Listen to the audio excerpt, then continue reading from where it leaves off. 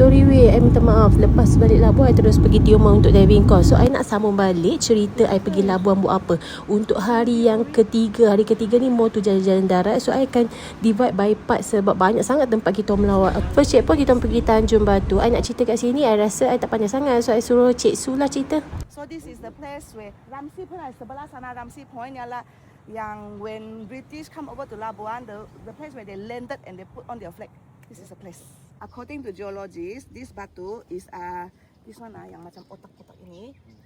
Formation dia nama dia adalah batu Tafoni. Normally Tafoni dia macam going down like the beehive. Usually it's like a beehive. Okay. But here in Labuan, our Tafoni is like brand. Dia naik atas. Dia bukan macam ini. Is the special about our Tafoni in Labuan here, which is also a rare formation lah.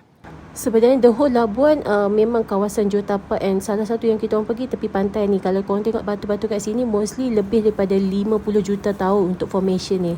Tapi itulah, bila kita ataupun orang awam yang tak tahu, dia rasa batu ni normal. Banyaklah vandalism. So I hope that lepas ni kerajaan dia letak barricade ataupun letak notes lah untuk information, supaya kita-kita yang macam ni pun tahu apa sebenarnya batu ni kan. Tak kisah korang agree ke tak, I rasa kawasan ni sangat layak untuk dibangunkan dengan lebih information.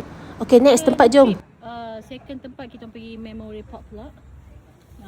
Basically is a kubur. Kubur. Tempat ini dia ada 3,907 plek. Pindah 3 kali sudah. Dia pindah 3 kali. So last they settle here lah. Okay. All this army they may die halfway somewhere, right? So when they pick up all those the baju ke barang kan, army they all have see the name or whatever, and they know this belongs to one army, but they don't know whose. So they do a plaque for the unidentified army. So yang ini ada nama, their number, their name, their position, and then what Jewish. Christian, Jewish. Ini adalah kubur masa World War II.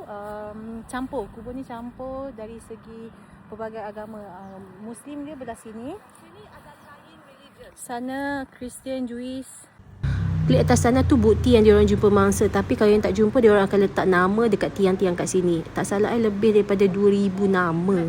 Setiap tahun dalam 11 November macam tu akan ada satu seremoni. The whole world yang ada mangsa-mangsa dekat sini, family dia akan datang untuk upacara peringatan. So ramailah nanti di Labuan. Sini panas. Next saya bawa pergi ke tempat yang redup sikit, tapi I post dekat video lain. Jangan lupa tengok.